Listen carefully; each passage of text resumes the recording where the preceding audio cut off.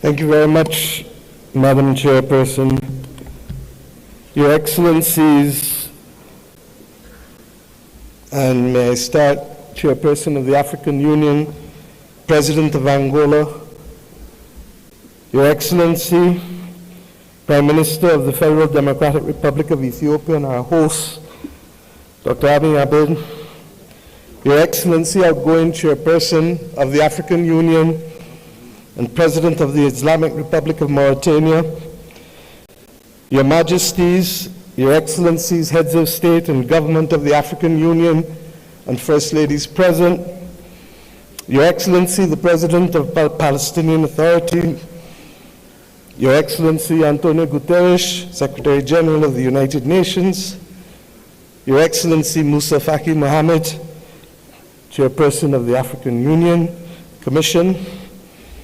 Your Excellencies, former Heads of State and Heads of Government of the African Union, distinguished delegates, ambassadors, and guests all. I stand here clothed in the spirit of the battles of Adwa, conscious that it was that battle within 24 hours that shook the confidence of the powers of Europe, but inspired the people of Africa and the children of the African diaspora that good would prevail over evil and light over darkness, but only in the context of our unity. I stand here conscious that it was that battle that forged the beginnings of Pan-Africanism that eventually led to the movement for independence and the destruction of the colonial powers to give us not full development and power, but the first steps of political independence. I stand here conscious and buffeted by the dreams and works of the great Pan-African pioneers, and conscious that as a children of the Caribbean, we have long dreamt for the moment of unity with our brothers and sisters of Africa, a division that was secured by those whose success and survival depended on separation of us rather than on the ability for us to act as one common people.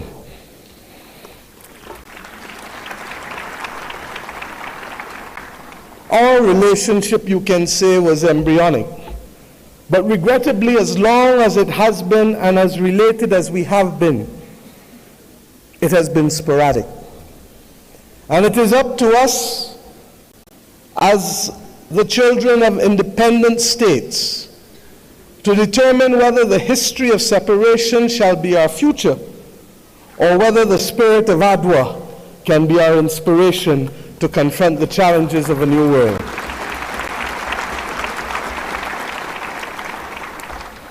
Yes, I stand here as a daughter of Africa.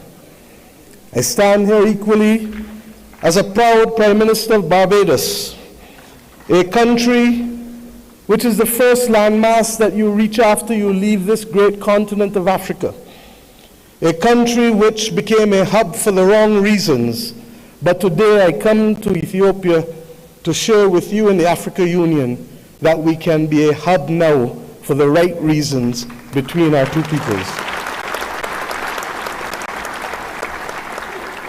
I stand here as the proud chairman of CARICOM, the Caribbean community, recognizing that as a member of the 6th region of Africa, we have come to reclaim our Atlantic destiny.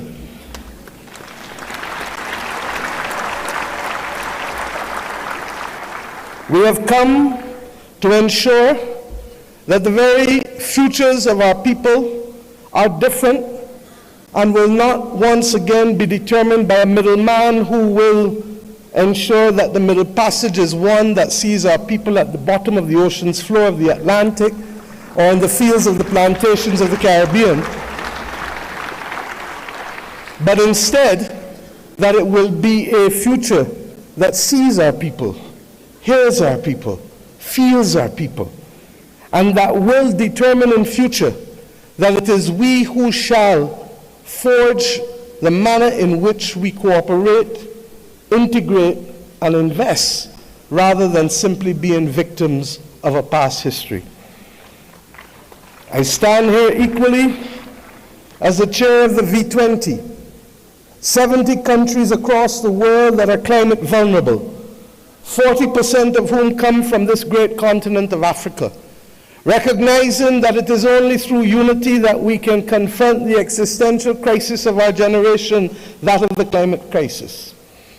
The Secretary General of the United Nations has already laid out, ably so,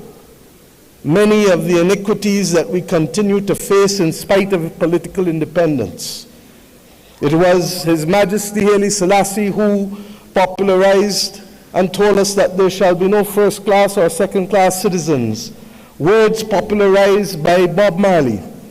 learned by all of our people without appropriately recognizing the context in which he spoke and the mission which must be ours for generations until it is achieved.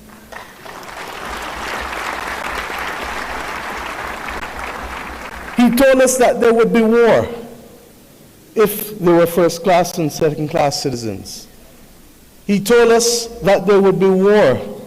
if the color of our skin was more significant than the color of our eyes. And we see here in the continent the continued descent into conflicts, born out of ethnicity differences, born out of a mad grab for resources, not invariably for our own benefit, but for the benefit of others who seek to use our people as pawns in the determination of their own future. But we stand here as proud people, and we have enough among ourselves to know the difference between right and wrong, and to forge a future that is not for a few, but for the many.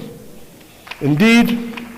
as the world confronts the climate crisis, it is the poorest of the poor who remain the most vulnerable to floods and droughts and hurricanes. It is the poorest of the poor, and soon to be the middle of the middle, who will no longer be able to access insurance and therefore to be able to forge ahead with development if we do not make changes. We have examples of a partnership that have worked for us, not just from the spirit of Adwa and the conquests and the rise of the Pan-Africanist movement in our history, but within recent times. During the COVID-19 pandemic, it was the African Union, under the leadership then of President Ramaphosa, and with the assistance of Dr. Tedros of the WHO, that recognized that the Caribbean, which was being marginalized by denial of access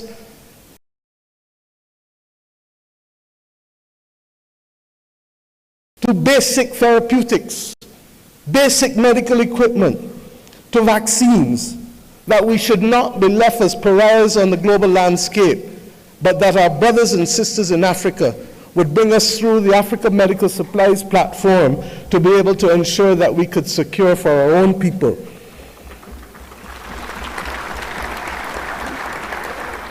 It was with the solidarity of many of you in the Africa Union that the Bridgetown Initiative has been able to take root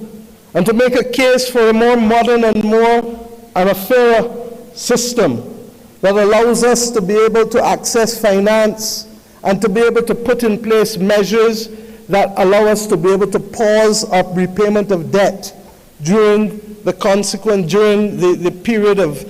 necessity for rebuilding after horrific climatic events. We have seen how partnership helps us. We do not need any more evidence. What is required of us is peace,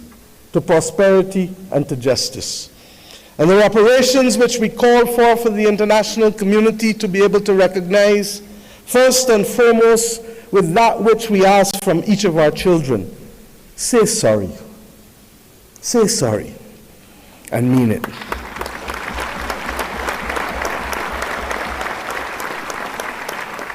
And after you say sorry, recognize that the future of the world is not possible without the stability of Africa and its diaspora. For as long as hypocrisy and double standards remain, it will be impossible to secure stability and peace in any nation across the earth. The reparations that we call for, beyond sorry, must be for fair access and development and compensation, because we each started the journey of independence with a chronic deficit. A deficit of resources, a deficit of fairness, a deficit of opportunity. And it is up to us, many of us in the second and third generation of independence, to be able to frame out fairly in a mature conversation what those reparations must look like if we are to attain justice and to inspire the young people of this world that good must always prevail over evil.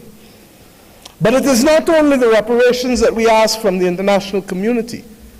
because we ourselves must repair the damage that was foisted on us. The notion that transit visas, begging for them, must be the lot of our people in order to move across this world cannot be something that gives us satisfaction.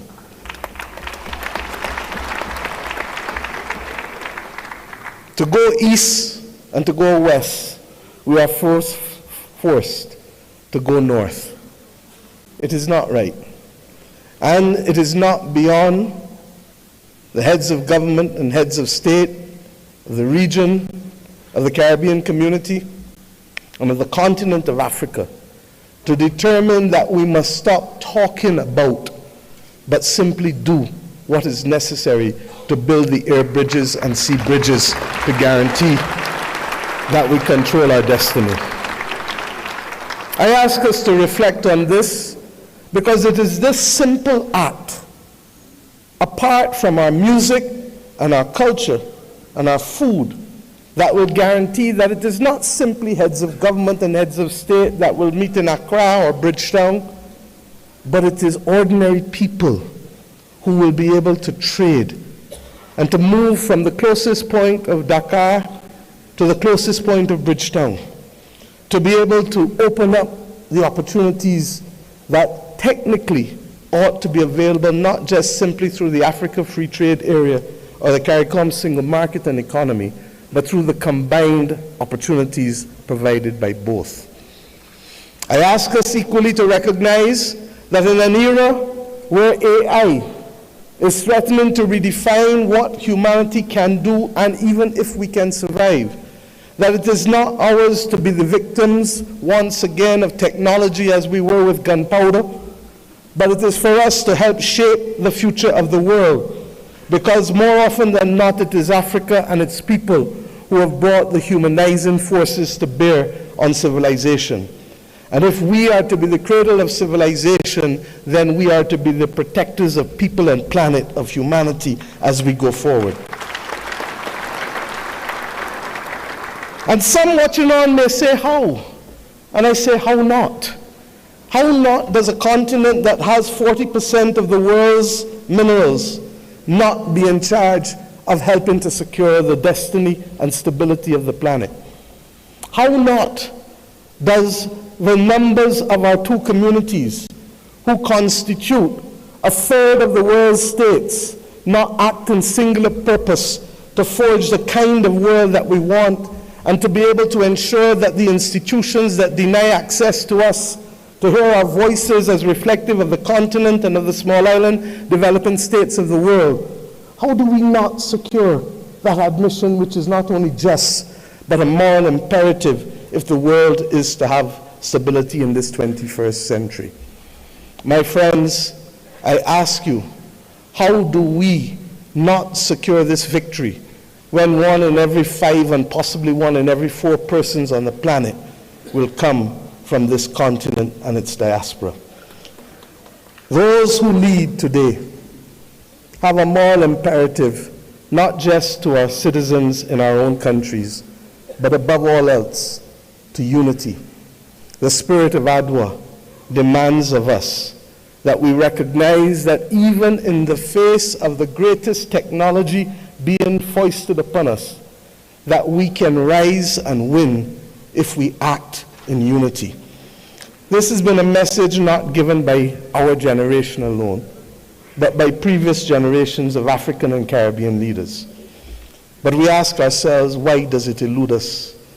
And the answer comes not from outside, but only from within. When I speak of the USA with affection, I do not only want to speak of that which is known in the Americas. I want to speak about that which ought to have been possible if the 1884 Berlin talks did not take place. The possibility of the United States of Africa, which is as diverse as India, which is as diverse as China in terms of ethnicity and language and religion, but which is entirely possible if we see not ourselves first, but we see the unity of ourselves together. This may be the cry of a naive and romantic daughter of Africa. But if that is the case, I prefer to die being a naive and romantic daughter of Africa than one who is cynical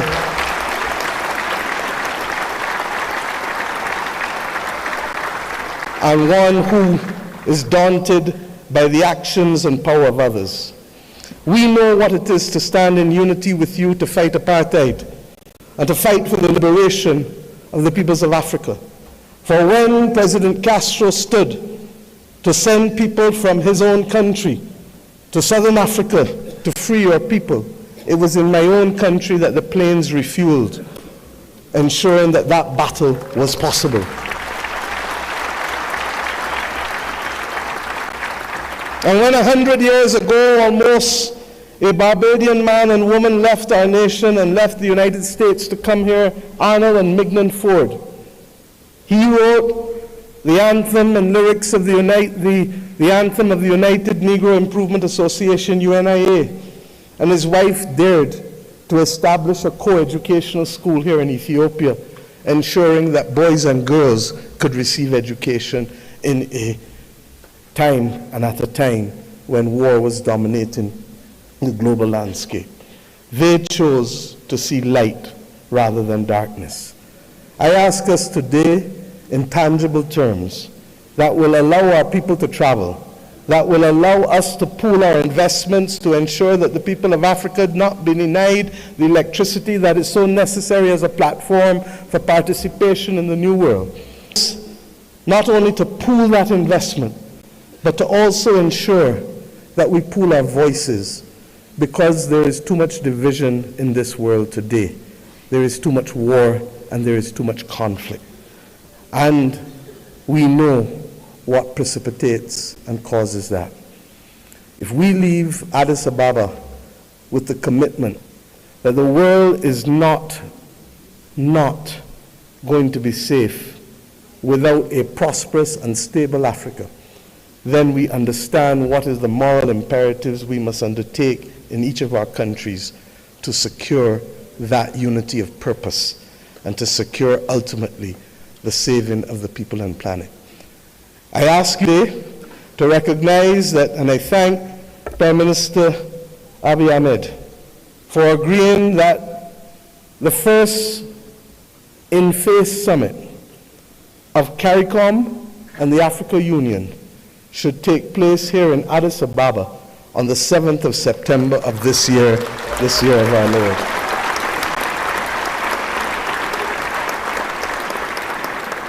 By that simple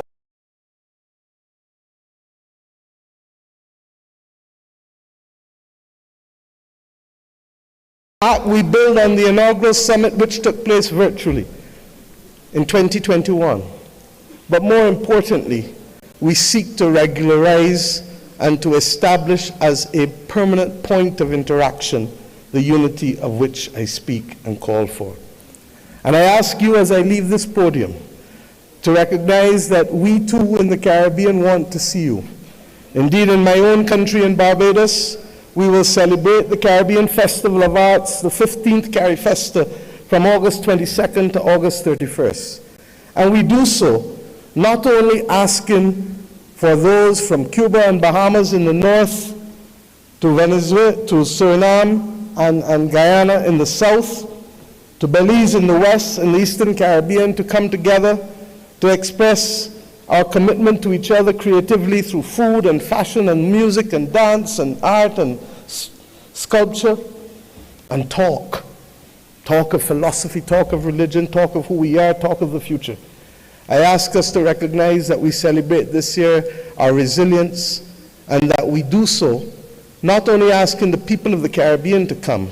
but the people from whom we came here in Africa, in India, in China, and the continent to which we went, in particular, in Central America and Latin America. This is our moment to show the world that we were not simply apostrophes to the history and the modern history of humanity, but that truly we are the ones who can level the playing field and to create the opportunities that will allow the world to see people, hear people, and feel people, and to value the planet and its biodiversity at the very time when it is greatest in crisis. Let us remove the scars of history and be firm craftsmen of our fate, recognizing that the only people who can stop us now are we, but ourselves. We have to emancipate ourselves from mental slavery and to build the future that our people want of us, and to give them that pride that is theirs. And we must do so in the spirit and with the results of Adwa. Thank you.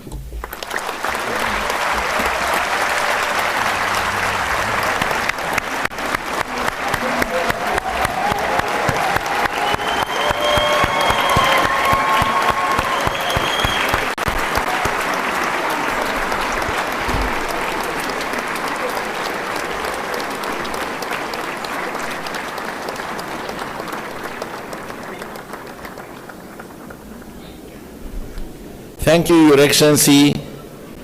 Prime Minister of Barbados, Chair of the Caribbean Community, CARICOM, for a global call for the African Union theme of year 2025. It is my distinct honor to welcome now His Excellency John Mahama, the President of the Republic of Ghana, as the African Union leader on advancing the cause